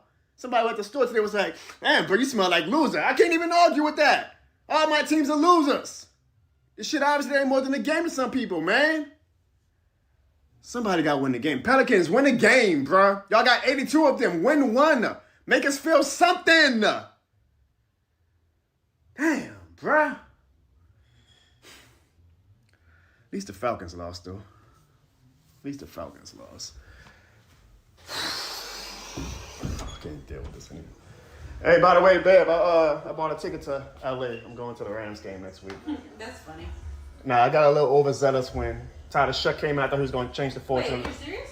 Yeah, and I use your credit card. I'm going to pay you back. You know how my workers count. Hey, baby, I promise you, it's going to be fine. This shit more than a game. LA is going to be fun, okay? You can't be serious. I mean, Tyler Shough came in, and I just thought that, this is about to be the day that turns us around. So I took the credit card. That's what look. This is who you were calling for throughout the season to get Tyler Shough in. It being like you said, we spent the draft pick on getting him. So let's see what he does. So hopefully, with a full week of preparation, hopefully we see flashes. Let's shook the world, huh? Let's shook the world. Like, I don't know. We're gonna see, bro. Well, I hope so. I'm gonna be in LA, bro. So I ask you, Ziggy, am I gonna leave SoFi Stadium Sunday happy with a win, or am I gonna be still having that stench of loser on me?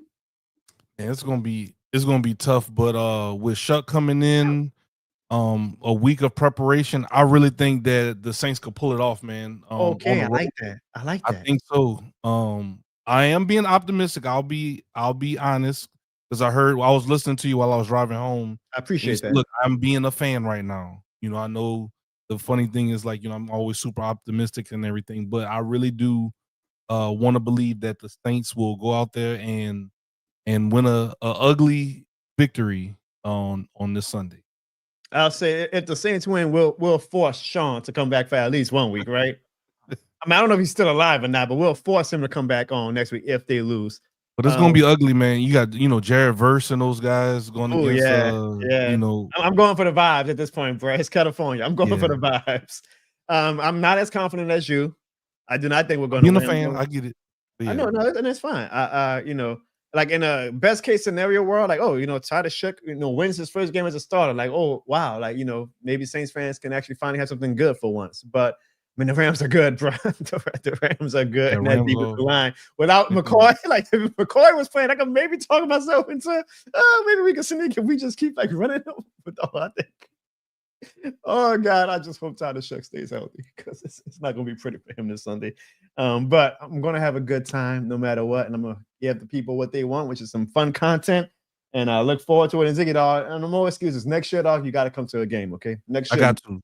You said no not, but next year, bro. If I can do it with a newborn, you can do it next year. That's true. Shout out to Clarissa. She's letting me do this trip.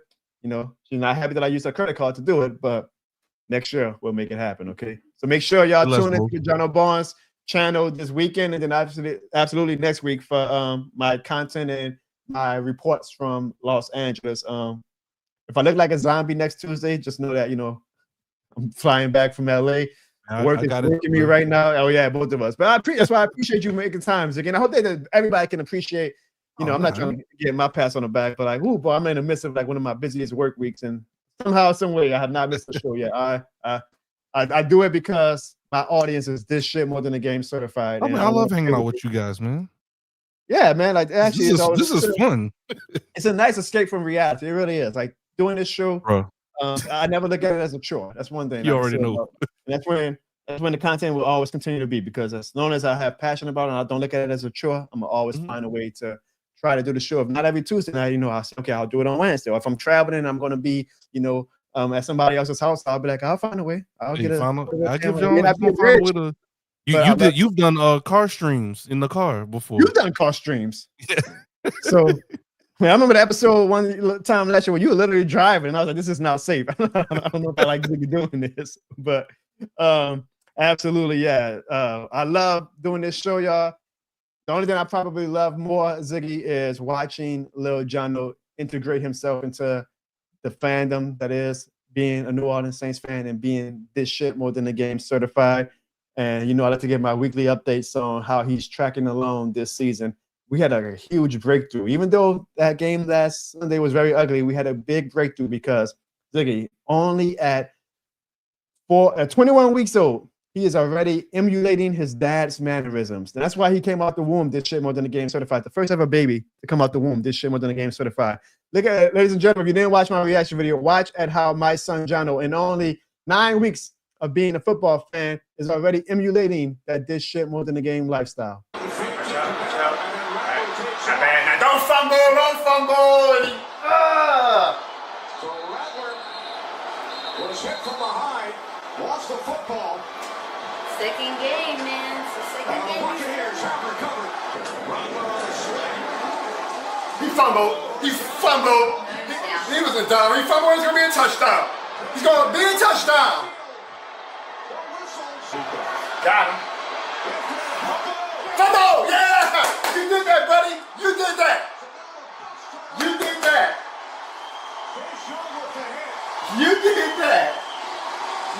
that. You were shady.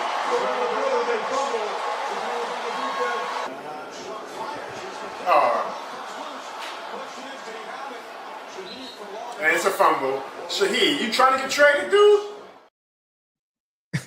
That's dope. Did you not the first when you let that mean like he was like that's the Saints way. He already knows that at 21 weeks, he's like, I've seen enough. I like how he was I like how he patted Shady on the head like it's gonna be a long season. He said, boy, my dad, how dare he makes me a Saints fan. I feel bad for him. He was like, dang, I'm sorry, man. He's making this season. This man, one of these days, man, we're gonna have a good season, and then it's gonna be he can see playoff push, and we're gonna be lit.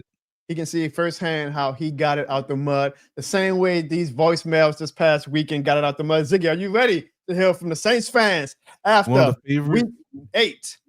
Here favorite are parts of the show. our voicemails after the New Orleans Saints lost to the Tampa Bay Buccaneers and after Spencer Rattler was benched for Tyler Shough. All right, now listen, okay? Saying we lose to the Bucs 23-3. Tyler Shough's probably starting from here on out. And honestly, I kind of agree with that decision. But however, Atlanta fans, y'all good?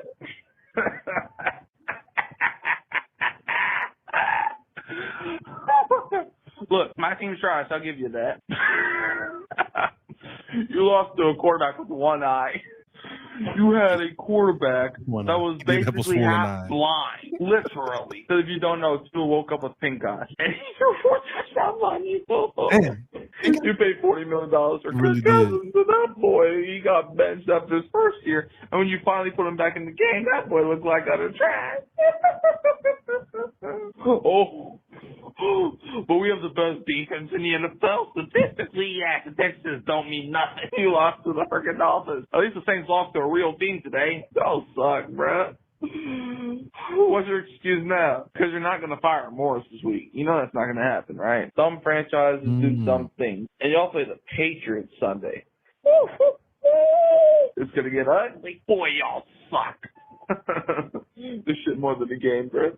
Man, don't get me wrong. I'm disappointed the Saints lost, but I got over it, bro. It's like, don't get me wrong, this is more than a game, but I'm used to losing at this point. I literally didn't even scream after we lost. I literally stopped screaming after halftime. It's like, I just got used to the pain. But y'all boys, y'all for a fun ride.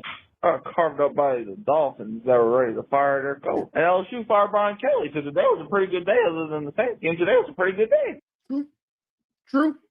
We fired Brian Kelly.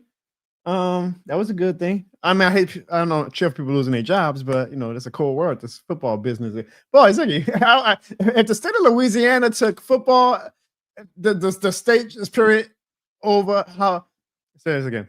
The state of Louisiana took like living in Louisiana as serious as they take LSU football. We could be a top state because boy, Brian Kelly loses like 3 games in a row, and I ain't never seen the politician. I mean, the governor was like in a discussion. I'm like, God damn. They don't play about LSU football. The shit more than the game. They say, we gotta have a Sunday night urgent meeting. I'm like, y'all don't have urgent meetings about crime. Y'all have urgent meetings because that's crazy. They added more playoff games, and we still on the outside looking in. It's like, bro. I mean, playoff spots. The politicians say, all right, enough of that. Yeah. We got blown out by A&M. They say we ain't losing. A&M, no disrespect to the great Eric McCoy. They say we getting blown out by A&M. They say, nah. And I wish though, boy. I wish them, how these boosters, boy. I mean, boy, they are like, we're paying what? I think we're paying Orgeron now and Kelly like over $60 million for both of them to not coach. Like, it must be nice to be a booster who can live a lifestyle where you're throwing money at coaches to not coach. Like, what? Give us that money, huh? Bro, just give us these figures. Give me like 5% of that. We'll do a daily show for y'all. Just give us that money, boosters. Like, y'all paying millions of dollars for these coaches to not coach. Use it for better things. Another piano to my living room. Yeah, you look like you living good. You don't need the boosters. I need the boosters. Okay, need to add to my man cave. Let's get to our next voicemail. And that was a tough loss with the Saints. Yeah, Bucs kicker's pretty good. Rattler will get benched. Man, that was fucking good. This is Kyle speaking. Fine. Now, all I want to know from Kyle is, I remember earlier this season, he left a voicemail saying like Rattler was the next Drew Brees. And then he says it's good that he got benched. So you got to pick a side, Kyle. You got to pick a side, bro. You got to pick a side, Kyle. Let's get to our next next Drew Brees is crazy. Yeah, you missed that show. It was a wild one. Next voicemail. Hello, Jono. I got your number for a guy named T Dirty. This is Jason Statham. And I'm a Saints fan. I bet you didn't know that. Right now, I'm not like what I'm saying. I want to rip some spines out and rip some chest part, but I can't do it right now. At this point in time, I'm just giving up on the season. They say rebuild. I could break Mickey Loomis's face and rebuild it. But that's what I'm not going to do right now. I'm going to give some options. I'm sick and tired of seeing Spencer Rattler out there. He's dropping the ball. We have no time for that. What is he doing? I have no time for that. Like I said, I bet you didn't know I was a Saints fan. Well, surprised me too. I woke up with the fleur-de-lis on my goddamn chest, and now look at me. You can't stop saying I'm with that for life. Fuck's wrong with me. But I tell you one thing, we gotta get this shit fixed. Rebuild my ass. I think Kellen Moore at this point is coaching with a coochie. He's coaching with a coochie, and I don't like it. You know, I don't like soft guys. He's indiscussable at this point. I don't like him. You know what? If I have to go get Sylvester Stallone and call him, we're gonna handle this shit. I'm sick of this mess. Mickey sitting back, we're 1-7. It's not because it's the Bucs. It's because the way we look when we play the Bucs. It's unacceptable. It's very unacceptable. I'm gonna get some options here, and you better pick one or two. Either we write it out and trade people. No, we better either trade people. You know what? No options. Cut that. Trade people. I'm seeing Butterfingers. I'm seeing Miss Jackals. I'm seeing everything I don't like. At 1-7, what can you do? Have a garage sale. Get rid of it. Fire sale. Blow it up. I like seeing things blown up. I love things blown up. Blow it up. Blow it all up. Oh my God, this is a rebuild. It is blown up. Okay, well, who that for life? And some guy named 230 said, who that for life? This shit's more than a fucking guy. I mean, so he was being Jason Statham, I believe. Yeah, from the transporter. But I'm not. It sounded like he was sneaking to leave a voicemail. His Hey. Well, thank you, T Dirty, for having Jason Statham call the show. We really very much appreciate that. Love T Dirty. And shout out to also everybody who is watching the show right now. We got over 420 people watching across all platforms. But for everybody who's watching on YouTube, can you do Ziggy and I just one favor? Because Lord knows the Saints could not do that this past Sunday. Hey fans, hit the subscribe button in 3 seconds to make this Bucs fan sad. 3, 2, 1. Now, Ziggy, you know, along with voicemails, we also get texts, right? Yes, sir. Now, I usually roll my eyes when I get a text message from Falcons fans, but I actually got a text message from a Falcons fan that made my heart so very, very warm. It actually threw 3 sizes last Sunday, like I was the Grinch. Oh, no, this is amazing because this Falcons fan, Dante Spate, said, the Falcons are Gon Falcon. I didn't ask him to do this.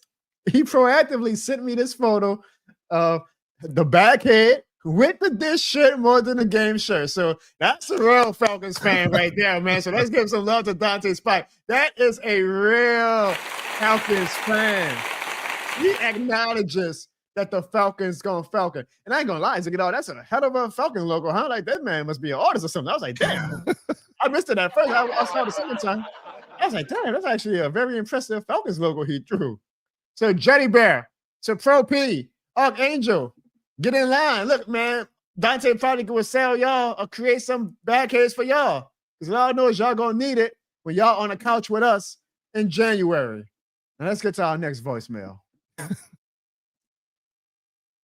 Hey, Jono. I know you just have been having fun watching my Falcons movie. What's going on with your ain't still stuck at 3 points in the fourth quarter against 10 babies? Why your offense struggling so bad, man? Come on now. Y'all, it has to feel still be stuck in last place. And y'all at home, at least my family put up more than 3 points in y'all. Y'all getting y'all butt, 23-3. Y'all ready to get into the coaching stack. Y'all getting embarrassed at home in the room. And y'all only got 3 damn points. I was going to say, welcome to the Falcon couch. Well, I'll say this, Ziggy. Welcome to the Falcons couch. At least it's being realistic, right? Like he knows that couch is called. We should officially name, like when we're not in the playoffs, which we haven't been for the past 5 years, the Falcons couch. Like we should literally name that couch. Yeah, really, the Falcons couch. Yeah, we'll be on the couch with y'all. You know, I'm not comfortable being on the Falcons couch. Apparently, and sadly, Mickey Loomis and them must be because God knows Falcons and Pelicans. But I mean, Falcons, the Saints and Pelicans. But yeah, all that. Yeah, okay, we only scored 3 points. Yada yada yada. The only thing you got right in that call was it's the Falcons couch. Yeah.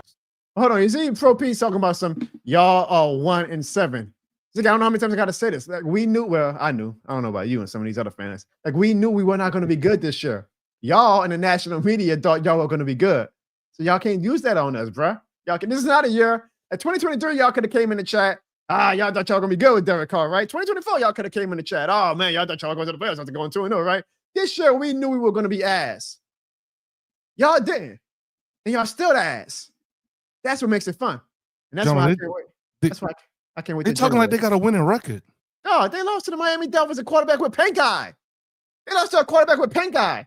Even if they win this Sunday, they're still not going to be over 500. They're fighting now to get just to 500. Bro. Oh, Falcons fans. Falcons Gon Falcon. For some reason, I just got stuck calling. You know, Jason Statham here, and I'm just still wondering what's going on with my team. I heard you got this guy called Mickey Loomis in the front office.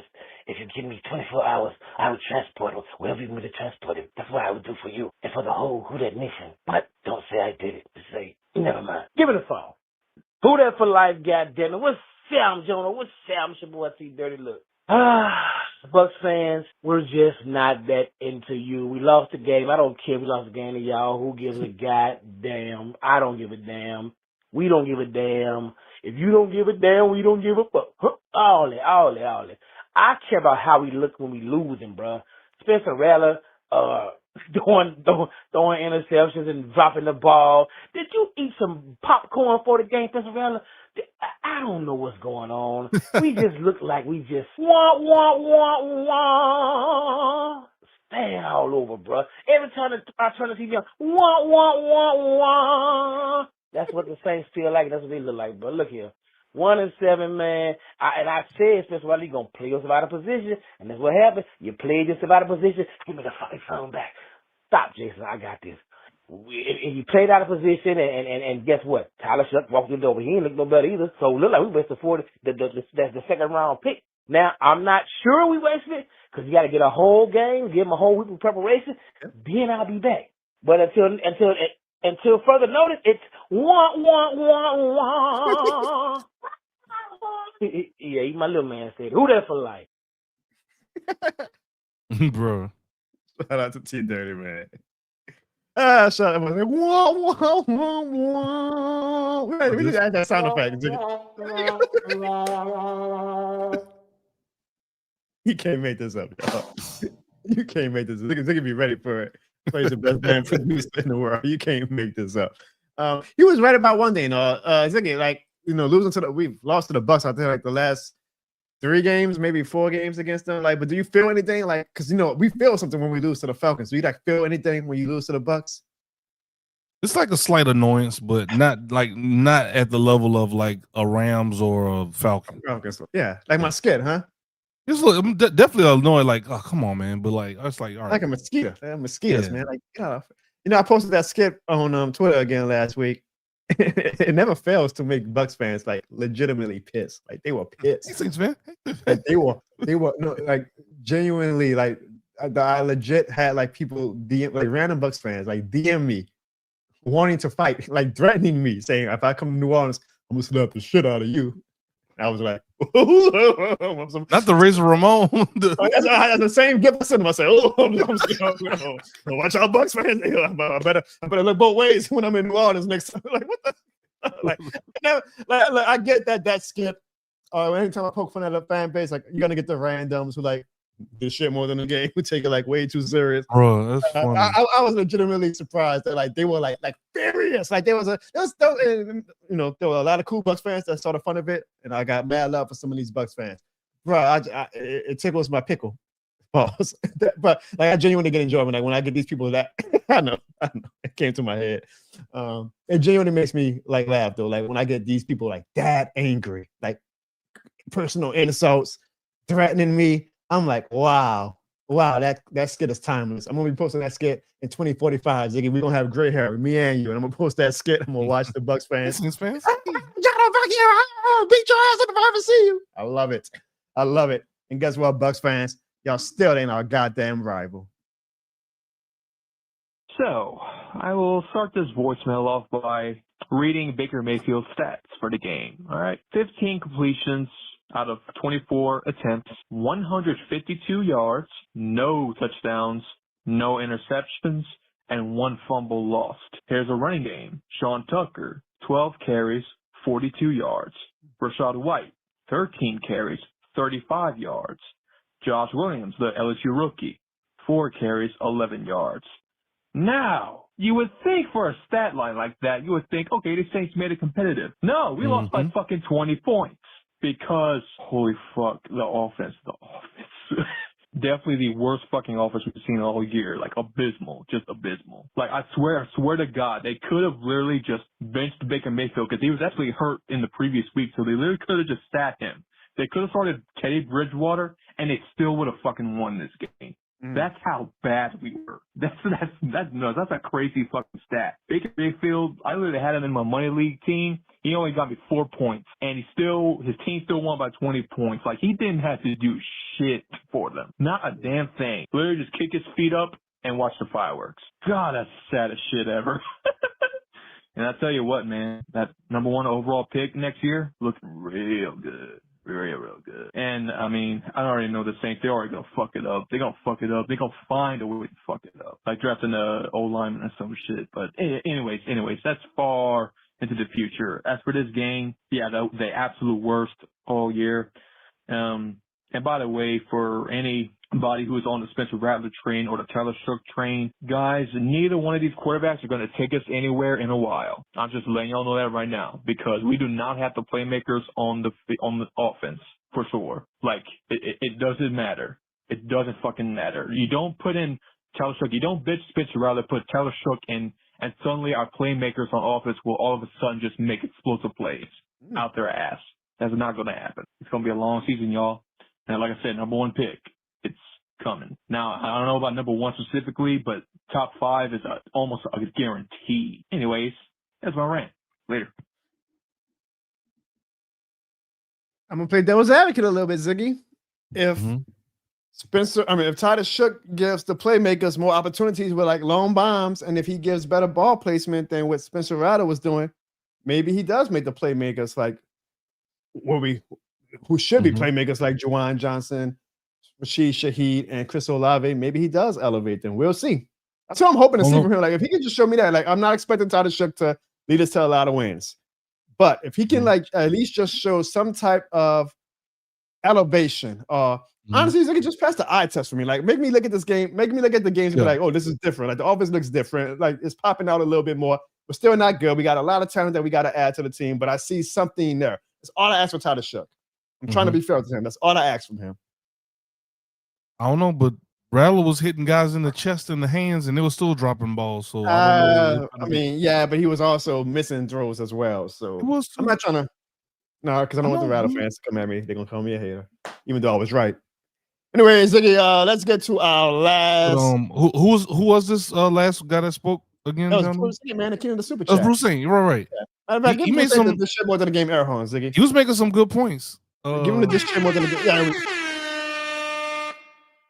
Bruce Lee always makes good points, man. He was making some good points about like the stat line, and it was like, bruh. It reminded me, bro, of the playoff game against the Bucs. Well, Brady, if you look at that stat line from that game, he didn't do shit against us in that playoff game, but the defense for the Tampa Bay carried them. Up, yeah. And it makes me feel like, damn, yeah, because our defense, as bad as our defense has been this season, like they did the damn thing this past Sunday, Ziggy, but the offense sold them out. That's what happens when you are rebuilding. Let's get to our last voicemail. Okay. This is James. Just James. Excuse me. I'm going as a Falcons fan for Halloween this season, and I just wanted to practice my costume.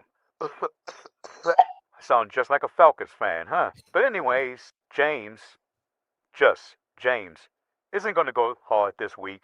I let it all out last week, and now, whatever happens this season, y'all can just say that James, just James, told y'all so. I see Ziggy back on the show. What up, Ziggy? It's good to have you back. I see you always talk about some, you can't make this up, or you try telling us. Well, James, just James, try telling them too, Ziggy. Sometimes they just don't want to hear it. But it's cool, though. But I'm also going to say this, guys. Tyler Shough, he's ass. He's ass, too. He's just another shade of ass from Spencer Rattler. So to any fans getting excited, and I promise there will be fans who are excited because, oh, Tyler Shough is going to be the real reason why we complete this rebuild, don't get your hopes up. That's all I will say is don't get your hopes up.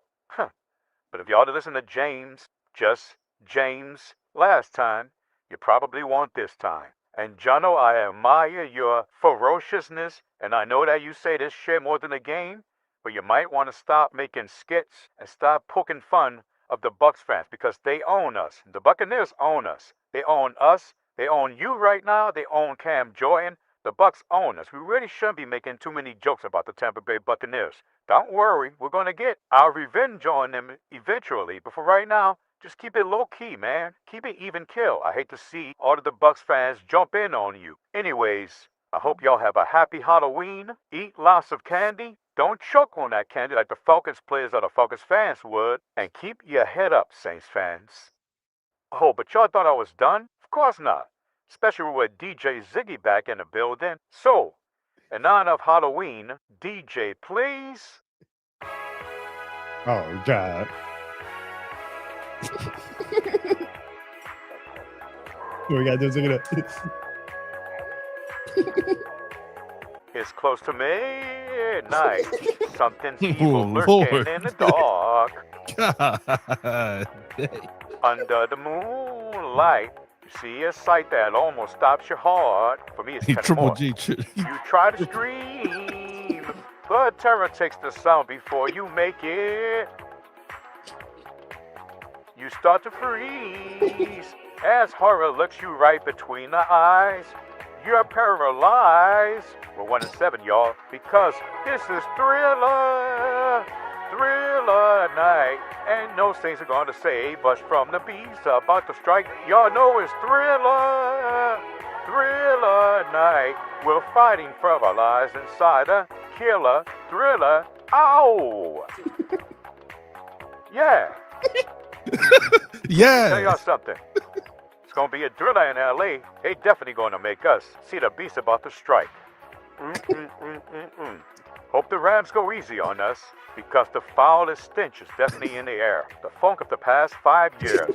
And grizzly saints from every tune are coming in to seal our doom. Yeah, because this is Thriller night. Girl, I can thrill you more than any ghoul would ever dare try. Thriller night. Miss Barbara, let me hold you tight and share a thriller, killer. Oh, and if Sean is still on the show or comes back because we're playing his Rams, tell him he's still a hoe. Ooh.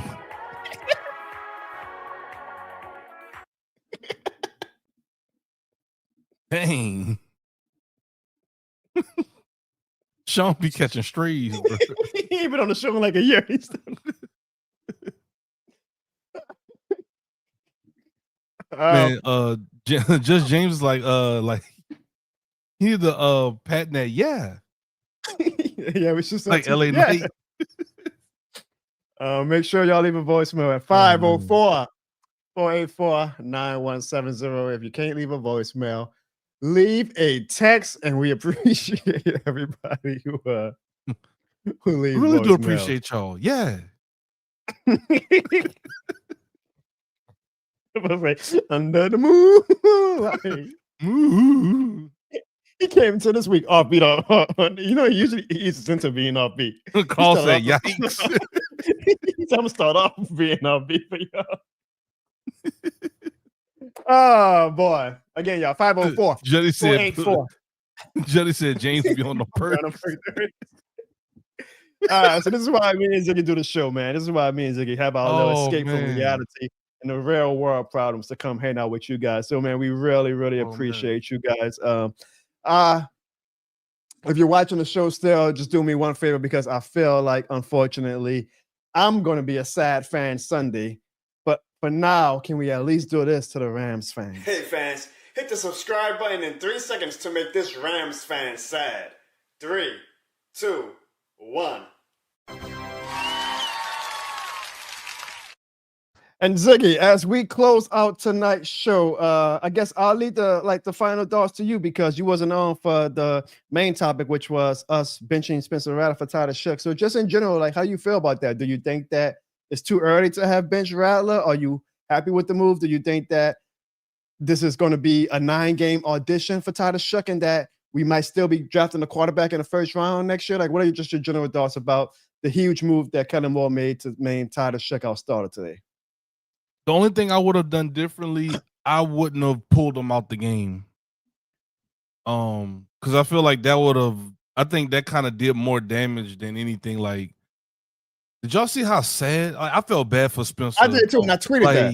I tweeted that. I say, I knew it was coming. At some point, I was like, I know he's going to not be our quarterback, but there's a human element that I still can't help. But like, I was cheering for Rattler. Like, he's a good kid. It gets lost in all the craziness of social media. But I'm like, every Sunday, I'm cheering for the kid. I'm like, come on, man, dude. Like, I want you to win the job. Like, I wanted the Saints to be great. I don't give a damn who it is. I don't have any confirmation bias. I don't have a desire to do the I told you so. I will do it just because the annoying people, the minorities, with the law of minorities, I'm gonna get my lick back. But I want the Saints to be good. Whoever it is. What is? Yeah, I think that's the only thing that I would have changed. I would have just named him, like finished the game and then named him going, Shough going into this week. Yeah, that's why I was shocked. But I actually was admired that because I'm like, okay, at least Kellen Moore looks like he's not just going to sit back, right? Like, and take the poor play. And unfortunately, like, Rattler's like not even top 10, I feel, of like players who will have poor play this year. But he is the quarterback, so you got to kind of make a stand sometimes to the team. Like, this is not acceptable. We need a spark. We need to do something different. That's true, too. The quarterback that he did not draft, that I kept telling the people in the offseason and say, hey, don't be surprised if he goes with his guy eventually, got pulled. All right, hold on. I see Jerry in the comments talking about a bonus voicemail. Jerry, I usually cannot get voicemails done like during the show. I need time to upload them to the system. So what I can try to do, Jerry, because I see it's only 12 seconds, is play it into my microphone. Let me know, y'all, if y'all hear it, Jerry. If not, I'll play it again next week for you. But just a reminder, y'all, if you do a voicemail during the show, it's probably not going to be possible for me to get the highest quality of it because I don't have time to upload. Like edit and make it clear and everything. All right, let me know if y'all can hear this at least. Jerry really wants to play this voicemail. Can I play it? I don't think I can. I don't think I can, Jerry. Hold on. All right, here you go. Hey, what's up, Jono and Ziggy? It's your boy Jerry G. Just one quick message to these Falcons fans. Falcons fans, this is more than a game. Well, that was worth it. That was worth it. I thought he was going to say Falcons, y'all going Falcon, but I can take the shut up too, Jerry. Pro P saying Jerry crying first voicemail. Jerry just wants y'all to know, Pro P and Jerry Brown, that y'all the Falcons and y'all going Falcon. He just wants y'all to know where y'all stand. And we respect it because Jerry is this shit more than the game certified. But thank you. Wait, what did he say? Say what you want. We still have a lot to play for. Y'all looking forward to the draft. All right, and guess what? Y'all gonna be looking forward to what couch y'all gonna be sitting on in December. Like, congratulations that y'all still gonna be in the hunt in December. But guess what? Y'all also gonna be on the couch in January. So come on, Jetty. Y'all gotta loosen record, guy. Come on, bro. Come on, now really. Like, okay, they got what? What's their record? They're 3-4, huh? They got 2 more wins than us. They got 2 more wins than the Saints, and they talking big shit on here. Come on, man. This is one of the Saints, like they 6-1. One of the Saints' worst years of all time, and they only got 2 more wins than us. To evaluate your franchise, Falcons fans. Evaluate y'all franchise. We gave y'all like the past 5 years to do something, anything to have some trash talk over us. Y'all ain't doing shit. Evaluate y'all franchise. Then you could come back to the Jono Bones show. Now, if they were like the Colts, like 7-1, cool. Yeah, like, bro, we were like, you know what? I mean, I ain't gonna lie, we still probably will talk shit. The Bucs are 6-2, and we still talk shit. But we were acknowledged, like, like, damn, they actually gonna be, they're gonna be playing. Falcons are like Falcons going Falcon, Jerry, like you said. The Falcons going Falcon. I appreciate you all, man. This show is awesome for me and Ziggy to do again to kind of just escape reality a little bit and hopefully give you guys an escape from reality and some unique form of entertainment. So thank you guys so much. It's a new era for Saints football starting Sunday with Tyler Shough being the new Saints quarterback, and we'll see if he's going to be our quarterback for the future, or is this going to be another name to add to, sadly, Ziggy, the long list of quarterbacks that we've had since Drew Brees has retired. Did you ever see that meme? It's not even a meme, it's a real life thing. Like, well, a fan from the Browns like made a jersey of like every quarterback that they've had. And since like 2000 or whatever, and it's like 60 names on the jersey or whatever. That's crazy. That's about to be us. We got like 10 names since Drew Brees has retired. It's only 5 years in. Andy Dalton, like, it's a lot of people. Ian Book, Jake Hayner, Spencer Rattler, Tyler Shough now, Derek Carr, Jameis Winston, Taysom Hill. Taysom Hill. Like, goddamn. We tried telling him about Drew Brees, but we tried telling him. Oh, like, yeah, he's good. He got retired. All right. Y'all gonna see what a real quarterback fall off. Y'all gonna see. Here come the Brees talking. Bro, he's a GOAT. I'm sorry, y'all. I mean, I know y'all don't really understand this. Franchise never had the greatness that we've got to experience. I know y'all don't really understand this and don't get it, but like, bro. Dogs. I mean, like, for Falcons fan, y'all best quarterbacks fighting dogs our best quarterback is winning Super Bowls. Come correct. Come correct, Falcons fans. Come correct. If they want to argue their best quarterback was Matt Ryan, he's blowing 28-3 leads in the Super Bowl. So either way, come correct, Falcons fans. Come Manny correct. Ice. Let me find the words. You guys, Ziggy? That was it, man. Look, guys, y'all wanted a rebuild. This is part of being part of a rebuilding team. It's not going to be pretty. So buckle up. What about the Pelicans, though? They're not rebuilding, and they 0-3, Ziggy. You still got it's a long season, man. Like my guys God, are getting back in the these guys are getting back in the rhythm, man. And Zion, he was out for a little bit. He lost a lot of weight. He's been working hard off season, so we'll be good, man. He was out with a sore foot last night, Ziggy. Well, I saw on Reddit and I saw on some other threads that he was really just rusty. He's not really for the third game of the season. Look, did you see how in shape he came for game one? Like the dude put in a lot of work. It ain't like he just been sitting idle. Ain't like he just been chilling. Like the dude's been working. Points to the Boston Celtics without Jason Tatum on a back-to-back night. It's still an NBA. Airline drive. Y'all got to do something because if we're about to have the type of seasons that it looks like we're about to have with the Saints and Pelicans, it ain't gonna be pretty. It ain't gonna be pretty. And y'all want to know why? Because there's shit more than a game. Juno.